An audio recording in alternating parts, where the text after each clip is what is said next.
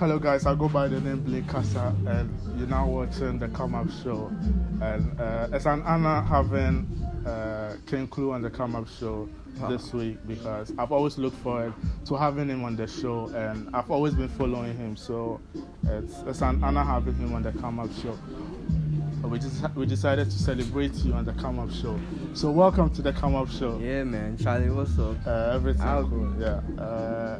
I think the first time I heard you was somewhere around 2013. I think it was a freestyle, like my 10. That's when I got to know about it. Then I was like, okay. So since then I've been following. I've been following, and so far it's been great. Thanks, man. Like you're still here, because at the end of the day we know artists that come and go, but after so many years you are still here doing your thing, and I must applaud you for that. Thank you. Happy New Year, I must say. Yeah, man. Happy New Year. It's a great new year and so much more. Yeah, big attention. Yeah. Tell me a brief about yourself. Wow. My name is Clue. Yeah. Like that's my literal last name. Okay. Jeff Etonam Clue is my full name. Okay. I was born at Atterbury. I went to Victory Presbyterian School in Adenta, Okay. and I went to SS at Hope John. Okay. Now uni was crazy because at that point I didn't know if I really wanted to go. Okay. So I went from Gimpa and I went to KNUST. Okay. Then finally I went to Gimpa. I went to Valley View. Okay. And I went to KNUST. And then finally I went to Gimpa. It was dicey. Okay. As in you didn't know exactly what you wanted to do? Because at that time, around that time, let me say it like this. So in those early, like after school, yeah. I developed the habit and the interest for music. Okay. So I wanted to do that. And with typical Ghanaian parents, household mentality. Ubeko school, and young to what they call it. So I got into Valley View. I went for a year and I quit. Okay. Because I really wanted to do music. And I was like, I think 2013. Okay. And that was about the same time that I just really developed this passion and interest for music. I really wanted to do it. Was it at that same time that production started for you? Well, it started off like a side hustle. Like you finish SS, you DSD house, you dey search money, you don't know what you would do. So I had some friends. They were in a group called Ghetto Rap. Okay. They started rapping. Actually, they started in school. It was Boyna, Shuluni, Nova, and I think was it Wanzam, lyrical Wanzam. Okay. So they formed Ghetto Rap. That was like straight, like during the end of SS, that time we started write exam, we studied do music. Okay. We come out, I decided, Charlie, man for find money. If they are doing rap, I'm good with computers, so maybe I could learn how to do beats. Because in that time, it was like a trending thing where all the guys were, rapping and blah, blah, blah. Not to blah, blah, blah, like it doesn't mean anything, but just etc. Sure. Yeah, so I developed interest for making. How long did it take you to learn production?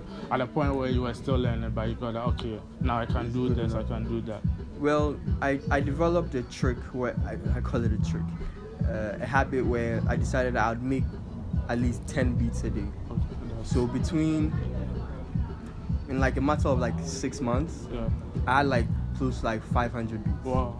So if you're an artist and you come to my place, I could play like a lot of beats for you. And Kenya, you last, you get to one that you like, and then they were like, oh Charlie, I like the beats, take this. And then that became how I started making a little money. Okay. But I just didn't have a studio, so I just made beats on the computer.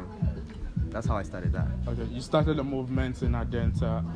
That's where KCMG comes in. And at a point in time, Adenta was in our faces. Let's put it that way.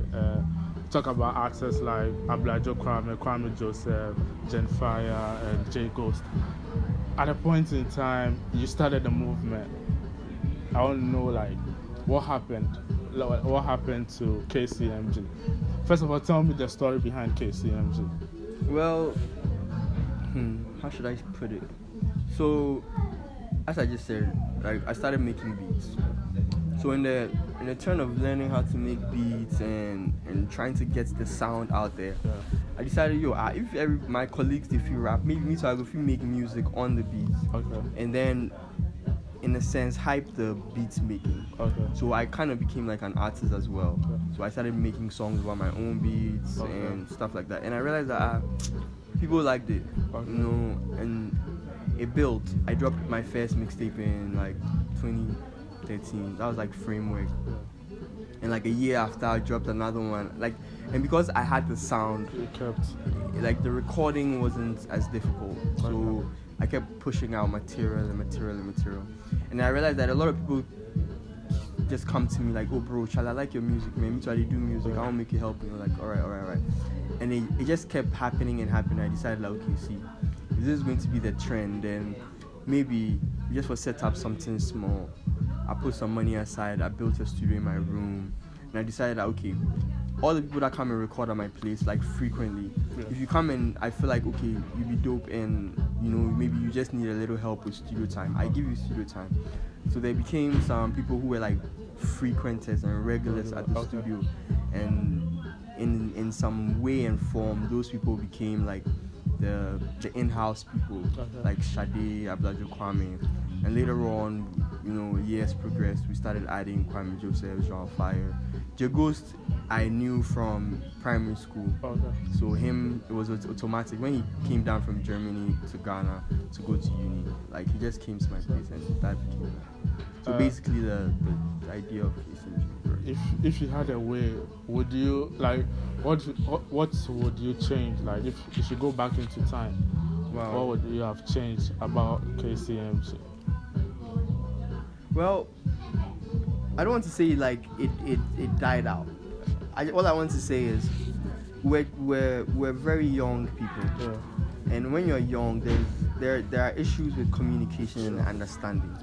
So with that in mind, maybe that would be the aspect of things that maybe we would have properly sorted, and also economics, as in money, because the songs are good and maybe there was not as much push. What's the current relationship with you and these artists? We're cool. We're not friends. Like we don't pick up the phone and call each other. But if I meet you in town, oh Charlie, what's up? I hope you're good. I hope you're taking care of yourself. Because I think everybody's trying their best to just still keep what they have, what their interests are in going, and that's been that. So moving forward, I see the youngest was on the album, the Aben album. The last one. Would we have moving forward? Would we have songs with you and these artists? Yeah, we have songs. It just hasn't come out. So like that. Obviously we get studio. So the recording, the songs there. Like we have songs with which are like every year. Imagine like every year, if we chime out like 300 or 400 songs, it's like only 15 came out. And songs deep. Tell me about you putting out projects, and it doesn't stop. Like you keep on putting out projects after project. And for me, I'm yet to meet an artist who've been putting out projects like the way you do. I'm still looking forward to an artist who've been putting on project after project and keeping it consistent. Like you've been consistent over the years. And at every year, at least either an EP is coming out, an album is coming out, like all the time you have something coming out. And I want to know what kept you going, like putting out this project. Before I answer your question, I'd just like to ask you, do you think it's a good practice? Before I answer your question as to why I do it. Why? Just in your frame. As you putting out the projects. I think for an artist, that's a good way to go. Actually, it shows you the kind of artist you are, how versatile you are, and it tells us that you'll be here for a long time. Well, basically, I think the same too, because of standards of promotion. When I say standards of promotion, obviously economics, the economics of it, the association of it. Now, these songs, they virtually promote themselves. in a sense that if you come my house where they play some song, you ask me, oh, who is song did that? So I'm thinking, bro, we don't get money. How we go push this thing? When you go to radio, obviously they go play on once or a few times, or unless you're like the main hot artist, then you are in the spins and you're in the mix. But aside that, if you're upcoming mentality, I was like, yo, how we go if we do make the name reach as far as we can without us ourselves going around doing all that? And the only way that could have been possible was by making enough songs. You say you're a musician, you just make songs. Yeah. So make these songs. So every hot song that came out from Adimado to Ole Cool to any song that you can think that was hot, Clue made sure that, I mean, that was a market share that I decided that, I have to fit in there. One, to promote the name, and two, to reach a lot of people. Some people might not like your personal song, but they might like you. Oh, I hear a remix of this song. And that'd be how I became a fan of him, or I became I've done remixes to almost, like back then, I used to do that a lot. Yeah. So basically that's the idea behind the constant production and the release of music. And I feel like it's good because it keep you relevant, it creates consistency. People always look forward to hearing new stuff, and it spreads the music to a whole lot of places where maybe you don't even pay money and go. You spoke about radio. Let me talk about that for a minute. The fact that for me personally, when I'm listening to radio, I'll hear a Clue song maybe on Radio University, maybe Dr. Carlos playing your song, or maybe it's a feature and they are playing it, but I hardly hear a Clue song on radio, and I keep asking myself why, and it has been one of the questions that I put to myself, that if I get the chance to meet you, I'm going to ask you why we don't hear most of your songs on radio. Like, what's the politics, what goes into you getting your songs on radio? Maybe for all we know, maybe you are not doing something right. You get it? Well, in that aspect, I haven't really enforced it, which is my bad, because obviously it boils down to it. Back then when we were coming, it all went down to economics of things. But then growing up, I've come to realize that association is also a way to actually get your music on radio, where you and the DJ be parties, or you and the radio presenter be parties, or you frequenting the radios wherever it is that you believe that your song should be played. You create an association with them, and also there are paid promotion. But now, with the limitation of obviously money and economics of things, I never could really create that relationship, because in my mind I know, see, wherever I go and whatever I need to get done, bottom line be, Charlie, what's up, how much you get to put in this? And there was never really capital for that, because it's not like I was signed. I just, because of how hard I worked and how much I put out, the name went so far, but the capital side of the promotion was never there to make those things happen. So in hindsight, maybe I'd say maybe the association part of being available to all these radio promoters and DJs, and being in a mix of things. So say if you drop song where you send for them, they can, out of the goodness of their heart, play. Maybe that's the part that I didn't do, but it'd be something where I had to learn, and I believe that now that I know that, maybe we create that association, and whatever it is that has to get done for those things to happen, it will happen. So we look forward to that. As in the coming years, we look forward to you working on stuff like that. You've contributed to most careers when it comes to music. As in, everybody you meet has something to do with Clue. Like, either the person has recorded in your studio, or you've done a feature. One way or the other, the person has had that Clue touch. Let me put it that way. And I want to know how the feeling is like, knowing that I supported this artist way back, and now he or she is here. The feeling when you see these artists progress in their music career. It's a great feeling. One thing that I always learned, I think I learned it from my mother. Like, she's very kind. as much as, like, even if she doesn't have anything, and you ask her, obviously they will talk, but they will give you, right, basic family things, house things. Yeah. But I feel like that's where I get that side of my helpful nature from. Like, I'm a person who's able to do things. Like, Charlie, we for do this, so I go feel crack my mind, put things together, and at least even if it's not the best version, something will come out of it. Yeah. And on my road on this entire journey, you meet people and you exchange numbers. Like, I make beats. Oh yeah, I get studio. Oh right. Oh, if you pass through, and then you pass through, and it's when we started, it was the same things. Oh, money no deal. And then you realize that, Charlie, me, I get studio. So anytime you want to record, you just come, just help me pay my light bill or something. Some people don't even pay, but that wasn't the main idea. The fact we say, we all, if you record, I make songs for you, you make songs for me. Just keep this going so that whenever it becomes something, then it's good for everybody. That's so cool of you. And like, I'm here to meet someone who will tell me, oh, I came to a cool studio and like somewhere, like, you go to places and you hear stuff, right? But I'm here to hear somebody talk, should I say, bad about you, as in when it comes to your work ethics and stuff like that. So I must applaud you for that.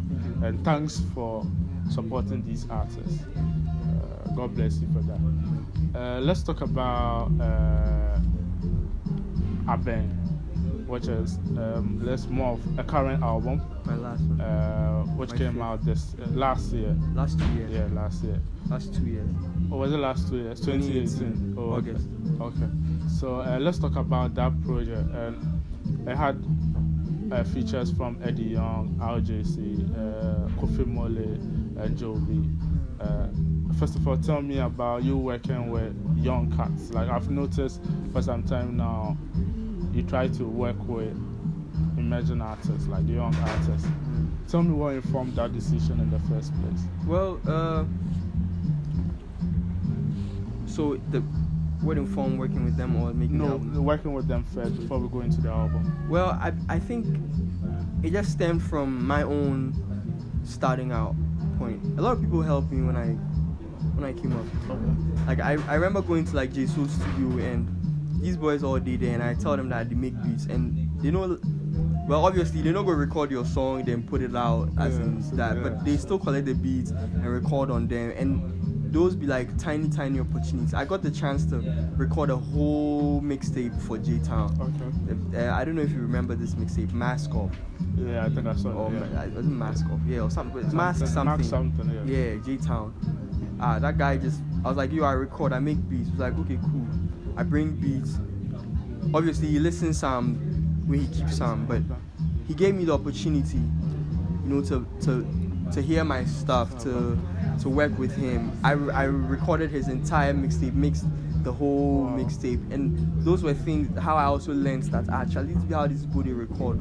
So if I want to be as big as whoever, this is how I have to do it. And these opportunities gave me a shine, because when they drop song, you can see mixed by Clue or mixed by Clue, and that's how me too the name Kofi go as far. So coming back to why I do that for people, I feel like everybody needs help. Sure. And sometimes if somebody go pay you 5,000 Ghana, the 5,000 Ghana you go finish, but that person you don't know where 2-3 years your person go day or where you go day and what you go need from them. And I need to talk to maybe pay each other for things, but sometimes just a little incentive or bet on the person that all right, let's do this. And that's the mentality, because that's all I've had from Brad Kevin, from Joey B, from J Soul, from J Town. Like, I had the opportunity to work with all these people just for free, like, just off of, I say I didn't make beats. Like, I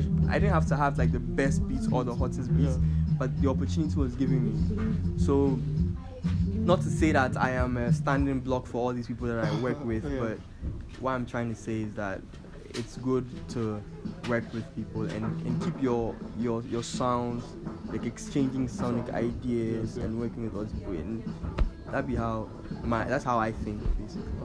Let's talk about the album. Aben, what's special about this particular album? Because at the end of the day, you've dropped so many albums. So what's one special thing about this particular album? Well, Aben is my 5th studio album. Yeah. I dropped 25th of August, 2018. Okay.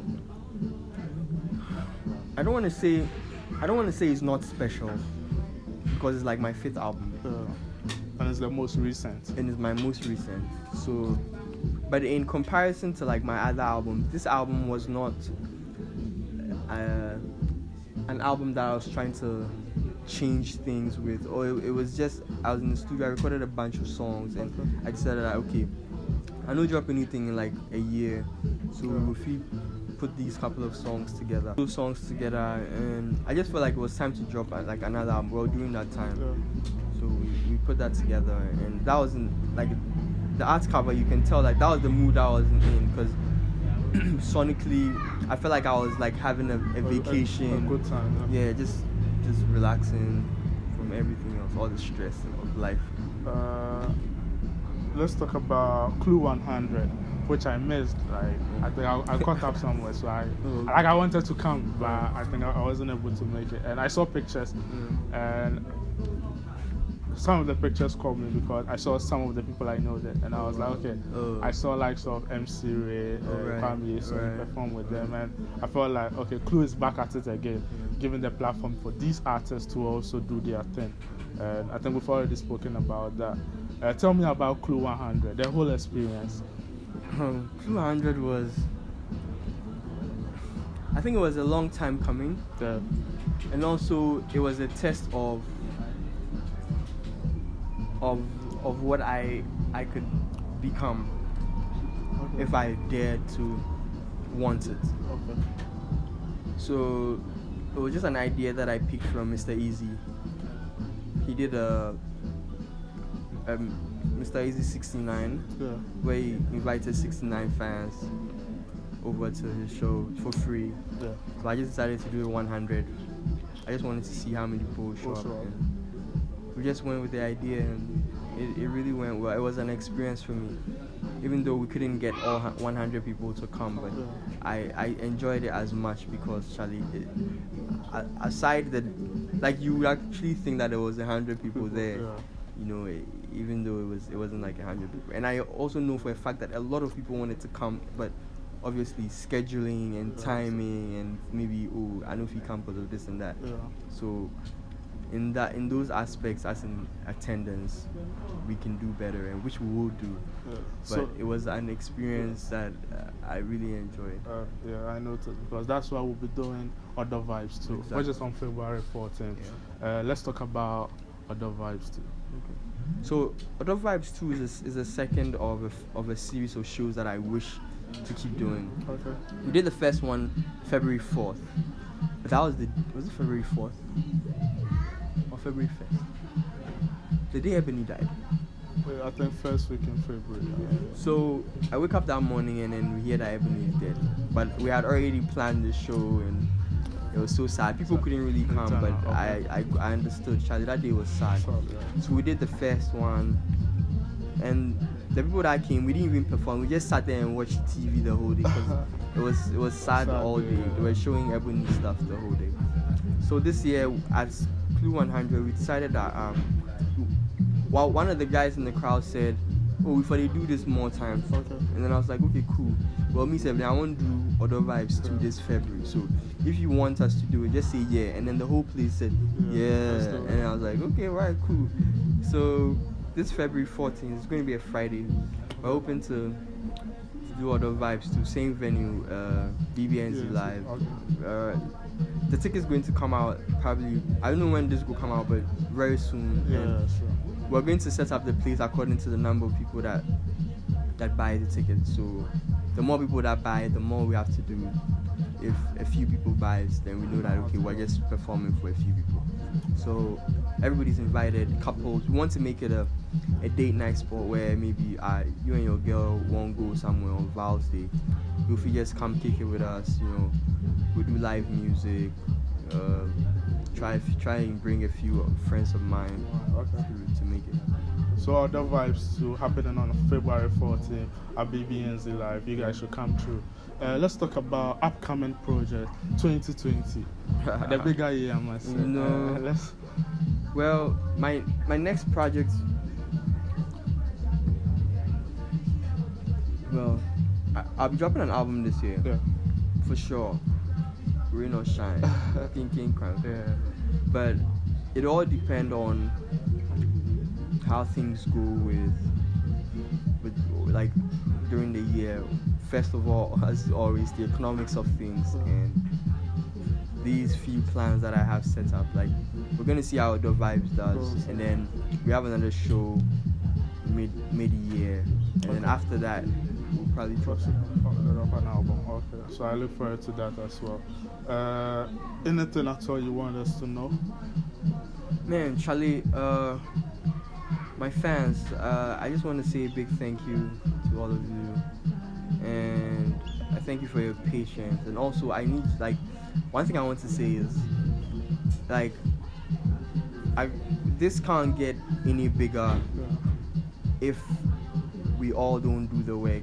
As in, example, let me just give an example. If I'm supposed to be on a big stage and if the promoter wants to pick like between every hot artist, when they go to their page, they go watch their numbers, their views, their retweets, their promotions, how active they are on Twitter, the number of people that they reach. So even if their numbers are better than mine, obviously they will pick those people. So even if you really believe, say, oh, Clue is as good as all these people, and you are not vocal about it, not in the sense, say, oh, why aren't people listening to Clue, but in the sense that this is good, check it out, or constant support and promotion. It will never be as big. So I just urge everybody who wants to see it get big, just share the music,